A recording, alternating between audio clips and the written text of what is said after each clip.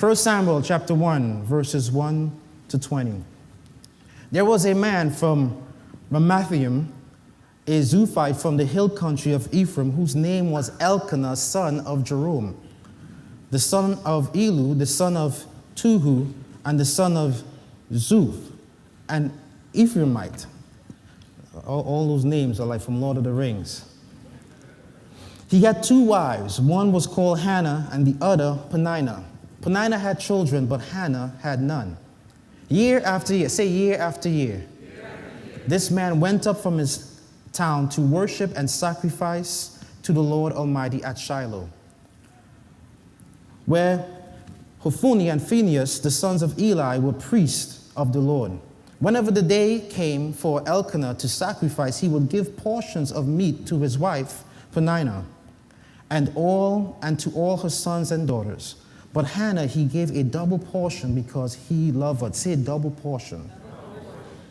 And the Lord had closed her womb. Because the Lord had closed her womb, her rival kept provoking her in order to irritate her. This went on year after year. Whenever Hannah went up to the house of the Lord, her rival provoked her till she wept and would not eat. Her husband Elkanah would say to her, Hannah, why are you weeping? Why don't you eat? Why are you downhearted? Don't I mean more to you than 10 sons? Once, when they had finished eating and drinking in Shiloh, Hannah stood up. Now Eli the priest was sitting on his chair by the doorpost of the Lord's house. In her deep anguish, Hannah prayed to the Lord, weeping bitterly. And she made a vow, saying, Lord Almighty, if you will only look on your servant's misery and remember me and not forget your servant, but give her a son, then I will give him to the Lord for all the days of his life, and no razor will ever be used on his head. As she kept on praying to the Lord, Eli observed her mouth. Hannah was praying in her heart, and her lips were not moving, but her voice was not. Her lips were moving, but her voice was not heard. Eli thought she was drunk and said to her, How long are you going to stay drunk? Put away your wine. Not so, my lord, Hannah replied. I am a woman who is deeply troubled. I have not been drinking wine or beer. I was pouring out my soul to the Lord. Don't take your servant for a wicked woman. I have been praying here out of my great anguish and grief. Eli answered, Go in peace, and may the God of Israel grant you what you asked of him. She said, May your servant find favor in your eyes. Then she went her way and ate something, and her face was no longer downcast. Early the next morning they arose and worshipped before the Lord, and then went back to their home at Ramah. Elkanah made love to his wife, Hannah, and the Lord remembered her. So in the course of time, Hannah became pregnant and gave birth to a son. She named him Samuel, saying, Because I asked the Lord for him. This is the word of the Lord. Today I want to talk to you from the title, When You Can't Change Your Circumstances. If you had the power to change any of your circumstances, would you? The reality is that there are things, there are situations, there are circumstances that are happening in our life right now that if we had the power to change and make it go away, we would. Any witnesses? We all have them. These circumstances, these situations that I'm talking about are those things that keep you up at night. These are the things that brings you anxiety, distress, turmoil. These are the things that upset the rhythm of your life. They intrude on your plans. They make life uncomfortable, unsettling. Now, while some circumstances can be managed, altered, or controlled, there are some situations that render us powerless. So what do you do when you can't change your circumstances? When you don't have a magic wand to create a different outcome? What do you do when there is nothing you can do? What if your circumstances was one that only God can change, but he doesn't seem to be moving fast enough or is on your timeline, and all you're left to do is go through it? What do you do? So as we dive into this story a little bit more, we're going to learn some lessons that we can apply in our lives when we are confronted with the situations in our lives that only God has the power to change. So we are introduced to this man in this story named Elkanah, and Elkanah had 2 wives. I want to stop here for a second.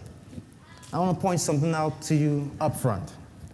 There are a few times in the Bible where you're going to find that there was men who had 2 wives. But I want to let you know that God's plan for marriage, which was defined in the book of Genesis, will always be 1 woman for 1 man for 1 lifetime.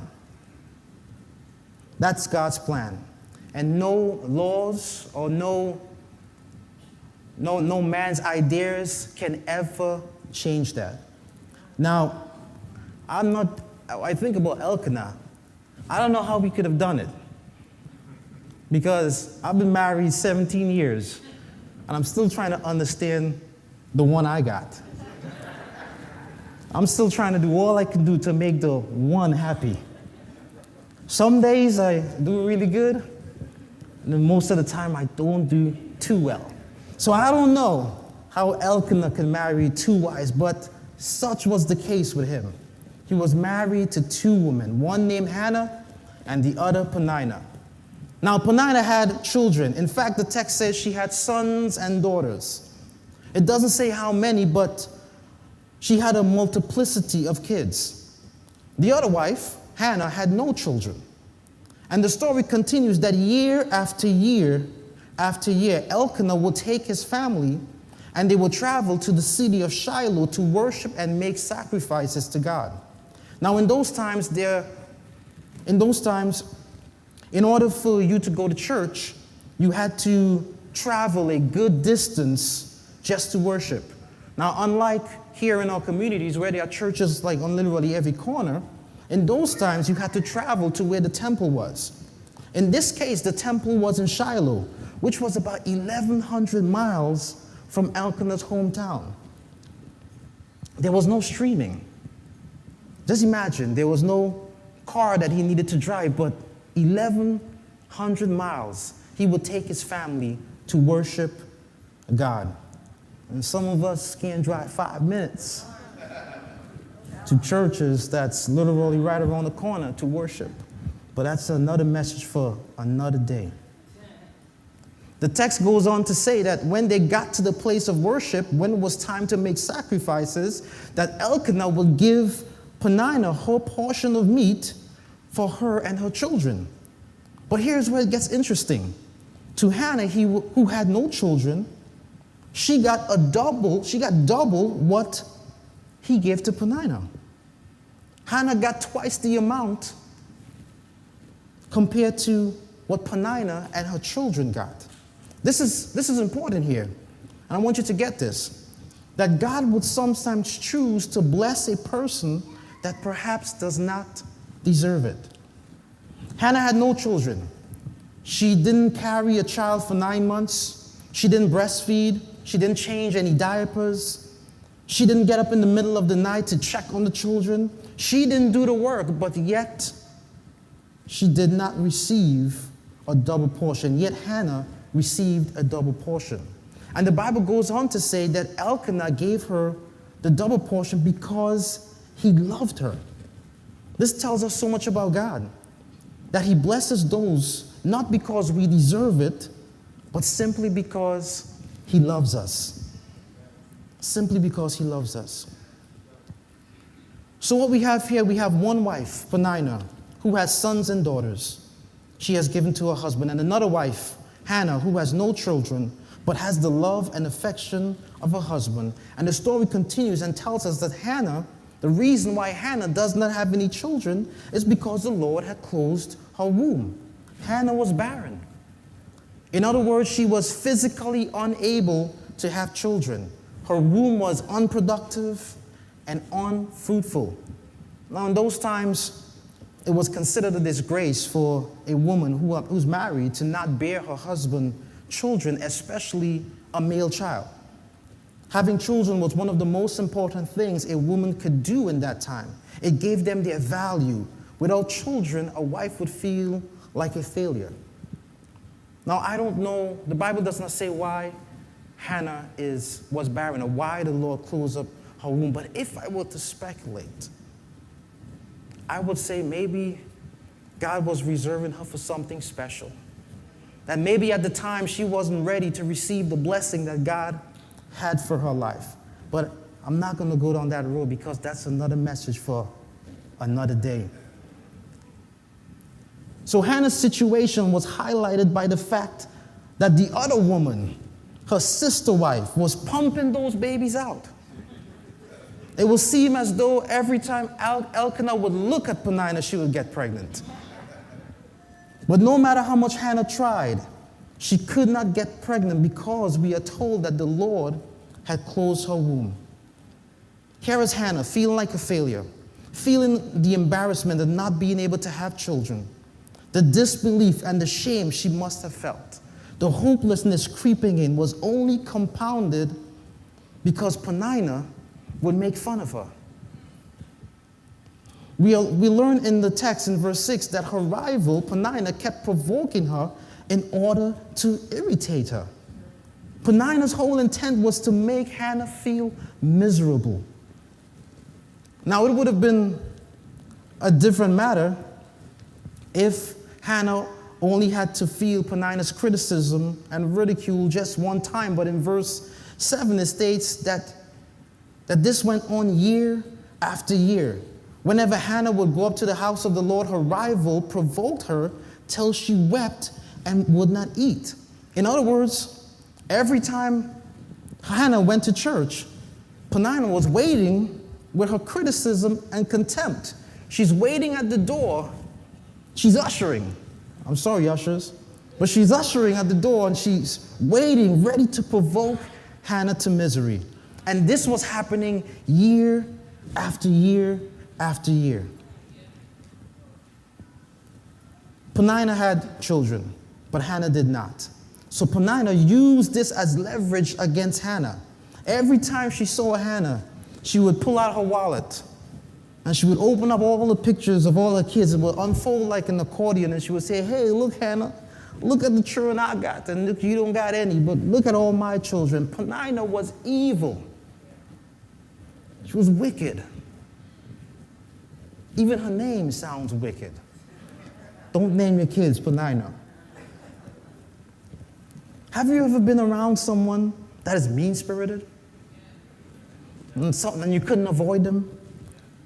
It's just someone in your life who's like a thorn in your side. All they do is condemn and criticize you. They know how to get under your skin and know how to push the right buttons.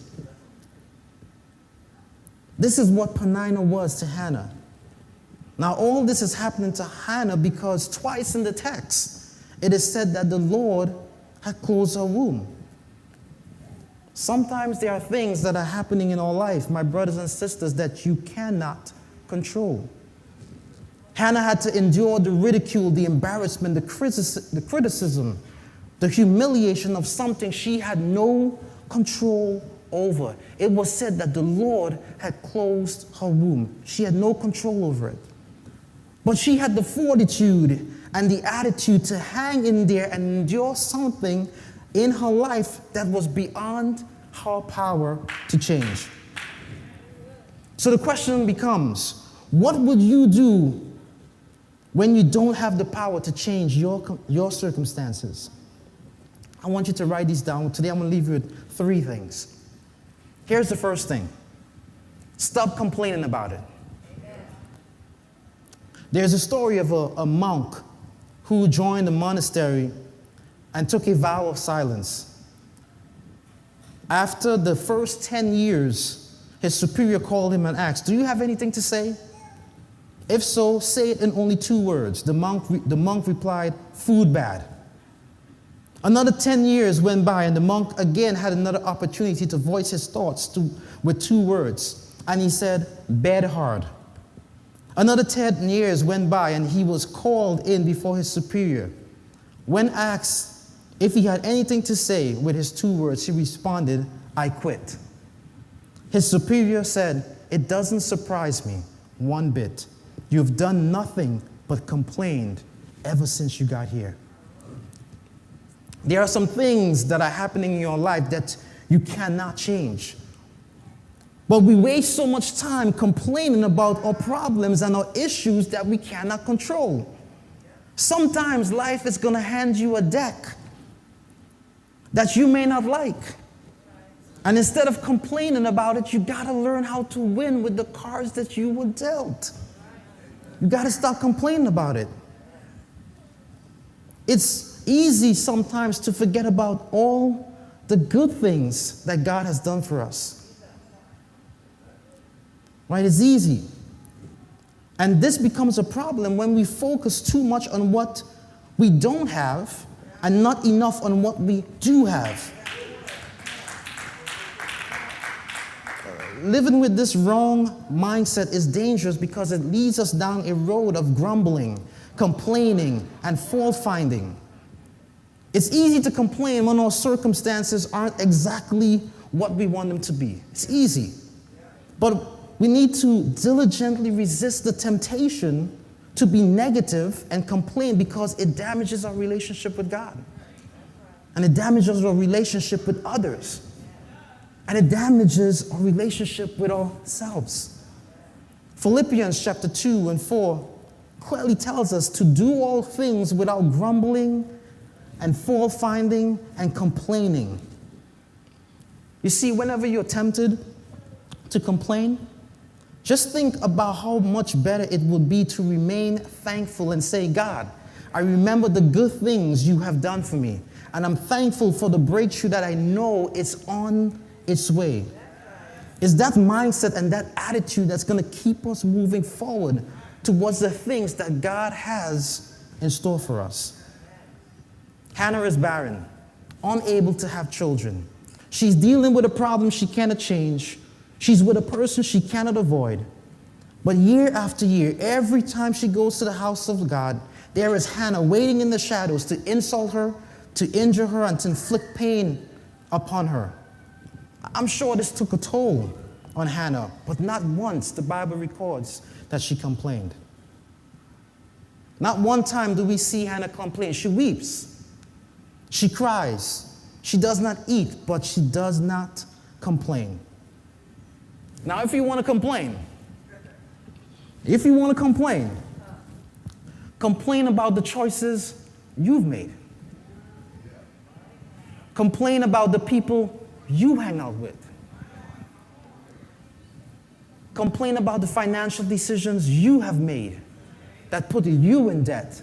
Complain about that. Those were your choices. But stop complaining about the things that you cannot change. Now,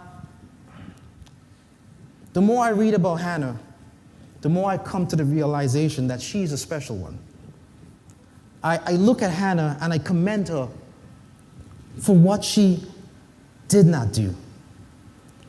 Listen to verse 7 tells us again that Peninnah provoked Hannah consistently. Now put yourself in Hannah's shoes. What would you have done if you were Hannah? Come on, tell the truth. Shame the devil. What would you do? I know, I'm imagining what some of you are saying right now. If that was me, listen, I know what Eladian would have done. I know what Eladian would have done. Look what Eladian did to the podium last week, and the podium did nothing to her. You had to be here last week to catch that one. If it was me, I'm telling you right now, I would have done everything in my power to make sure that that situation was not happening year after year after year. But Hannah didn't. Hannah didn't respond negatively. She didn't respond to the consistent poking. She didn't respond like that. So here's my second point. Don't respond negatively because of it. Verse 12 to 16 says, as she kept on praying to the Lord, Eli observed her mouth. Hannah was praying in her heart, and her lips were moving, but her voice was not heard. Eli thought she was drunk and said to her, how long are you going to stay drunk? Put away your wine. Not so, my lord, Hannah replied. I am a woman who is deeply troubled. I have not been drinking wine or beer. I was pouring out my soul to the Lord. Do not take your servant for a wicked woman. I have been praying here out of my great anguish and grief. Hannah didn't use the excuse of a situation as a reason to delve into her vices. Some of us look for the least excuse to do the things that we do. Hannah didn't use the excuse to treat Peninnah negatively. She didn't allow her circumstances to drive her to do something that was unacceptable to God. Oftentimes, we use our circumstances in our lives to justify our sinful behavior. 1 John 3, 7-9 says, dear children, do not let anyone lead you astray. The one who does what is right is righteous, just as he is righteous. The one who does what is sinful is of the devil, because the devil has been sinning from the beginning. The reason the Son of God appeared was to destroy the devil's work. No one who is born of God will continue to sin. Let me repeat that again. No one who is born of God will continue to sin because God's seed remains in them. They cannot go on sinning because they have been born of God. Hear me, people. We cannot use our circumstances as an excuse to keep on sinning. Those behaviors, those attitudes are not acceptable to God. Don't allow your troubles to lead you astray. Now, Hannah, despite the dilemma she faced, she never complained. Despite the treatment she got from Peninnah for something she had no control over, she never responded negatively. However, what Hannah did is that she never stopped asking God and believing God to change it. Here's my third point. Pray about it. Verse 10 says, in her deep anguish, Hannah blamed God. Is that what it says? No. Oh, maybe it says this. In her deep anguish, Hannah was bitter towards God. Did it say that? What does it say? In her deep anguish, Hannah what? Prayed. Instead of giving up, Hannah looked up. Psalms 121, 1-2 says, lift up my eyes to the mountains. Where does my help come from? My help comes from the Lord, the maker of heaven and earth. Hannah took her situation that she could not change and talked to God about it. She cried out to the only one that she knew who had the power to change her situation. He was the only one that can give her what she wanted. In the midst of her pain and her disappointment, she kept on believing and she kept on praying. Get this, no matter what you face in life, you got to keep on talking to God. Prayer is an invitation for God to take over your situation. Now, what encouraged me about Hannah when she prayed is really how she prayed. And there are three things that I observed when Hannah prayed that I want to leave with you. And I'm going to give you those really quick because I'm closing. The first observation is that Hannah's prayer was pointed. Verse 11 says, and she made a vow saying, Lord Almighty, if you will only look on your servant's misery and remember me, and not forget your servant, but give her a son, I will give him to the Lord for all the days of his life, and no razor will ever be used on his head. When she prayed, her prayer was specific. It was pointed. Lord, just not any child, but a male child. Perhaps we are not seeing our prayers answered because we're not praying pointed prayers. Maybe we're not being specific enough in asking God for the things that we want him to do in our life. James 4:2 says, you do not have because you ask not. Hannah's prayer was pointed. The second observation, Hannah's prayer was passionate. Verse 10 says, in her deep anguish, Hannah prayed to the Lord, weeping bitterly. And part of verse 15 says, I was pouring out my soul to the Lord. Let me ask you a question. When was the last time you poured out your soul before the Lord? Oh, wait, stupid me. What I was thinking. Our lives is perfect. We don't have any troubles. There's nothing we need to pour out our soul to the Lord for. Every single person in our family is saved and has a relationship with the Lord Jesus Christ. I don't need to pour my heart and soul to the Lord for that. Sickness, disease, that doesn't affect me. I don't know anybody that's dealing with sickness and disease in their body.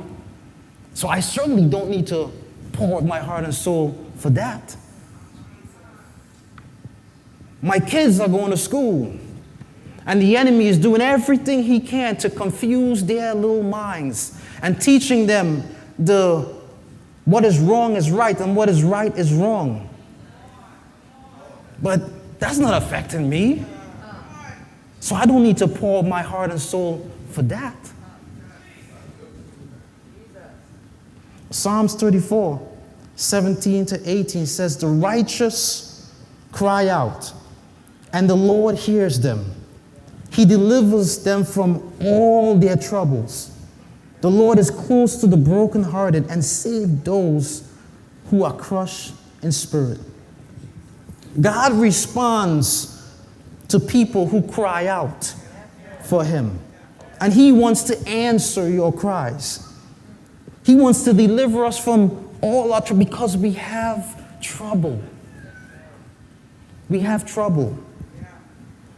So there's no time to remain silent. There's no time for that. There's time to be pouring out our heart and soul to the Lord because we are under attack. Our children are under attack. Our families is under attack. Our churches and our community is under attack. We got to begin to pour out our soul to the Lord because those are the cries that God hears. Cries and prayers that are passionate. Prayers that the same things that are breaking God's heart is the same things that are breaking ours. Hannah's prayer was passionate. I'm closing. The third observation is Hannah's prayer was persistent. Her prayer wasn't hit or miss. It wasn't hot or cold. It wasn't here or there. It was persistent. She wouldn't let go of God until she got an answer. Colossians 4:2 says, devote yourself in prayer, being watchful and thankful. Another version reads, be persistent in prayer and keep alert as you're praying, giving thanks to God. It is said that Hannah was barren, unable to have children. And for about 19 years or so, she was barren. And year after year, she would make her way to the temple and pray the same prayer. She didn't give up. She kept on trusting and believing that the God she served had the power to change her situation. Oftentimes, we don't hang in there long enough to see God move, to see God work in our lives. Hannah prayed and she prayed and she prayed and she cried and she prayed some more. She kept coming to God in prayer year after year. In the midst of a disappointment, she kept on praying. In the midst of a hurt, she kept on believing. No matter what you face in life, keep asking God for help. Keep on believing that the God we serve will step into your situation. He will turn His ear to your cry. And it doesn't matter how long you've been praying. It may take 20 years. It may take 30 years for it to come to pass. But as long as you have breath in your lungs, strength in your body, the activity of your limbs, keep on praying, keep on believing. Because in due season, you will reap if you don't give up. It may not come when you want or as quickly as you need it, but if you keep on praying and keep on believing and you keep on trusting, in due season you will reap if you faint not. I'm closing for real. Hannah had no other resources. She didn't know what else to do. She was facing a problem she could not change. She had a rival in Penina she could not avoid. Never once did she complain about her situation. Never once did she respond negatively because of it. And the only thing she could do is get on her knees and pray. She turned to the only one she knew who had the power to change her circumstances. She turned to the God who is more than enough, who is able to do exceedingly abundantly above all we can ever ask, think, or imagine. He's more than enough to handle any situation that we may face. She prayed to God. She prayed with a prayer that was pointed, passionate, and persistent. And the Lord answered her prayer and gave her a son. Let's pray. So God, we thank you for your word, God. Your word that is refreshing to our souls. My prayer, God, is that you will seal this word in our hearts.